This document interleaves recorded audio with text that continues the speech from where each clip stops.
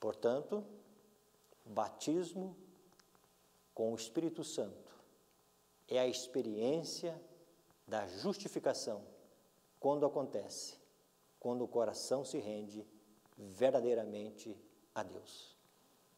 O segundo ponto, uma vez que o Espírito Santo entrou com seu poder transformador, nós precisamos de um batismo diário, todos os dias, através do poder da palavra de Deus, da santificação diária da palavra de Deus em nosso ser.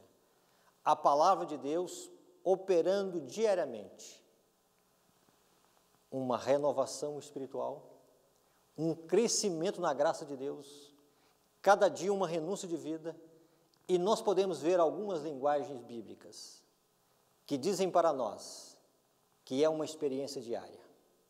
Na oração modelo, o nosso Senhor Jesus Cristo, ele diz ali, o pão nosso de cada dia, uma experiência com Deus. A outra, nós encontramos o apóstolo Paulo dizendo, em 1 Coríntios 15, no verso 31, cada dia morro, cada dia uma morte diária do eu, cada dia uma renúncia de vida, cada dia uma entrega do coração, cada dia um almejar na graça de Deus. Entra o poder de Deus, entra a graça de Deus. E quando a graça de Deus entra, é um crescimento que acontece todos os dias. A serva do Senhor diz o seguinte, ensinai todos os dias os vossos filhos a pedir o Espírito Santo. A cada momento, nós precisamos ensinar os nossos filhos que eles dependem de um poder santificador, de uma vida de constante crescimento com Deus. E aqui nós podemos dizer que o Espírito Santo, ele é o agente do batismo a cada dia em nosso ser, através da santificação. O terceiro ponto, quando nós olhamos, se por um lado o batismo acontece no início da conversão, o batismo ele acontece no dia a dia, no processo da santificação. Há um terceiro ponto em que o batismo acontece, é na capacitação para a obra de Deus. Vejamos o que a palavra de Deus menciona para nós, no livro de Atos, no capítulo 4, e no verso 31.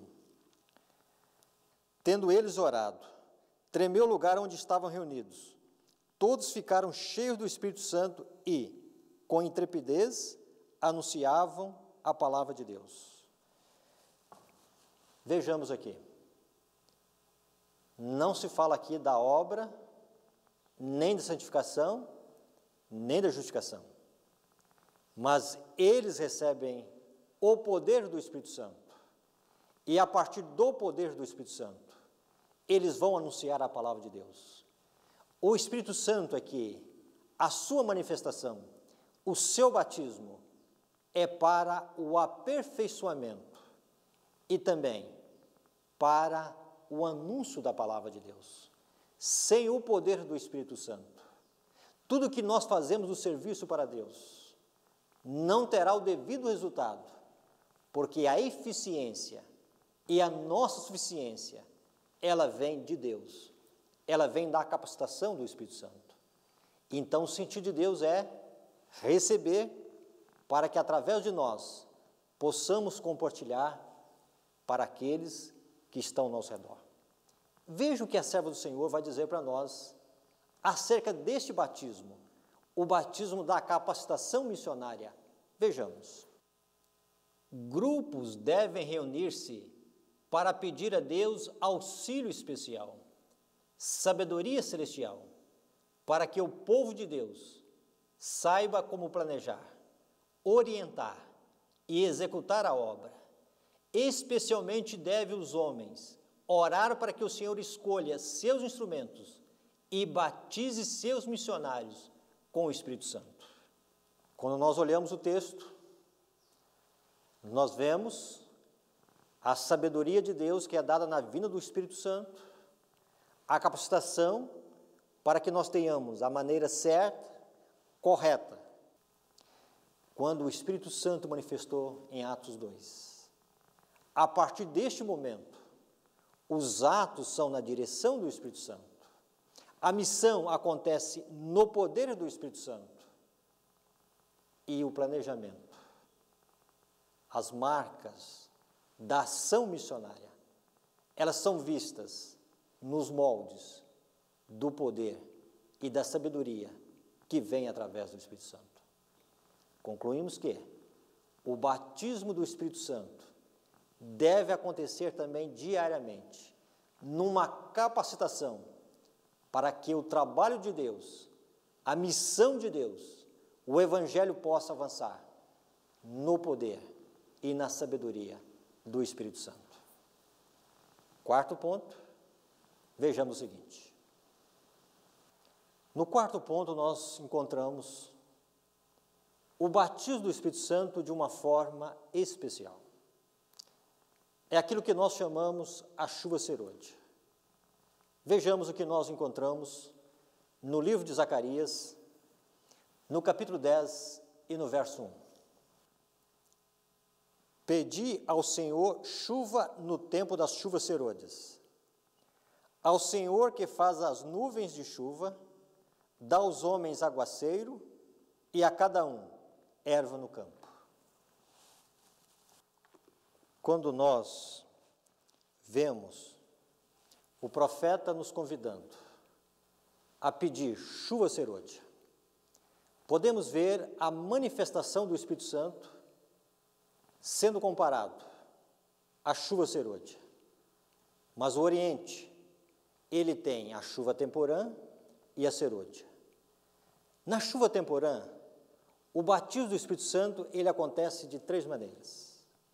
Nós vimos que no início da germinação da semente, no processo da justificação, do novo nascimento, há a presença e a manifestação do Espírito Santo. Depois nós vimos que o Espírito Santo é aquele que vai capacitar para que a semente, ela não só germine, mas para que ela possa ter o seu crescimento. É a obra da santificação. É o batismo diário do Espírito Santo. Depois nós vimos a capacitação do serviço de Deus. Deus capacitando, Deus dando sabedoria, Deus direcionando seus filhos para que haja a eficácia no avanço e no crescimento do seu reino. Agora nós conseguimos ver a chuva serôdia.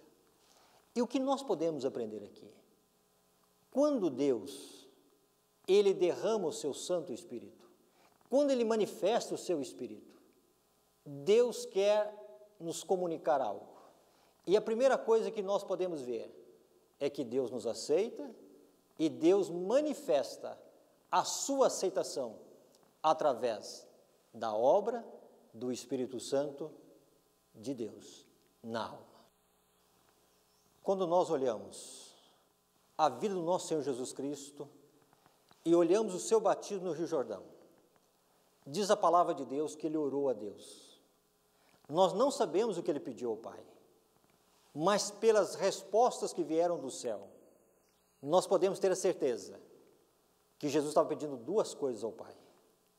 A primeira delas, Pai, tu me aceitas? E aí nós vemos que os céus foram se abrindo. E na medida em que os céus foram se abrindo, veio uma voz lá de cima, dizendo, tu és o meu filho amado, em que eu tenho todo o meu prazer. A segunda coisa que Jesus pediu ao Pai, Pai, dá-me o teu Santo Espírito. E o que nós conseguimos ver? O Espírito Santo vai assumir a forma corpórea como de uma pomba e vai manifestar a sua presença ali diante de Cristo. O que nós podemos aprender? Quando Deus nos aceita, quando Deus manifesta o Espírito Santo, é o sinal da aprovação de Deus. Quando nós olhamos para a igreja primitiva, um grupo de apóstolos e associado a um grupo de pessoas. Eles estavam orando pelo derramamento do Espírito Santo e passaram 10 dias orando de uma forma perseverante, uma forma unânime, e eles estavam reclamando diante do Pai a promessa do Santo Espírito. E à medida em que eles humilham o coração diante de Deus, há uma profunda renúncia, uma profunda entrega, um profundo exame do coração. O Espírito Santo começa a mostrar o coração deles, dessemelhanças com o caráter de Cristo. Algumas das vezes, um disputando com o outro quem era o primeiro no reino de Deus. E agora, o Espírito Santo faz com que haja uma unidade de propósitos, uma unidade de sentimentos e um profundo desejo de salvar as almas. E quando isso acontece, vem um vento impetuoso e vem encher toda a casa aonde estavam assentados. Eles estavam assentados fisicamente, mas espiritualmente, eles estavam em Cristo, pela fé, no santuário celestial. E recebem o sopro de Deus na alma. E quando recebem o sopro de Deus na alma, nós podemos afirmar, assim como Jesus subiu para o Pai, e lá em cima, Jesus estava sendo aceito, a sua missão aqui na terra, como Filho amado de Deus. Tudo aquilo que fez, ele foi confirmado ali, que havia uma aceitação do Pai, do seu sacrifício. E esta manifestação da confirmação de Deus, veio o derramamento do Espírito Santo.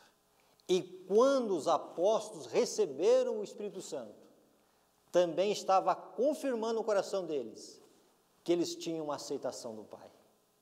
Não é maravilhoso nós termos essa visão? Um outro ponto na parábola. Nós encontramos aqui que a vinda do noivo acontece à meia-noite. Meia-noite é o período de maior escuridão aqui na terra. O coração do ser humano, cheio de enganos satânicos, heresias, falsas filosofias, o paganismo pior do que era no passado, falsos deuses, a vil sensualidade, e é neste momento que a luz de Deus vai brilhar. Quando o Espírito Santo invadiu o coração do ser humano, quando a chuva cessou de acontecer na igreja de Deus, nós vamos receber o poder de Deus, para que possamos comunicar a luz de Deus àqueles que estão nas trevas.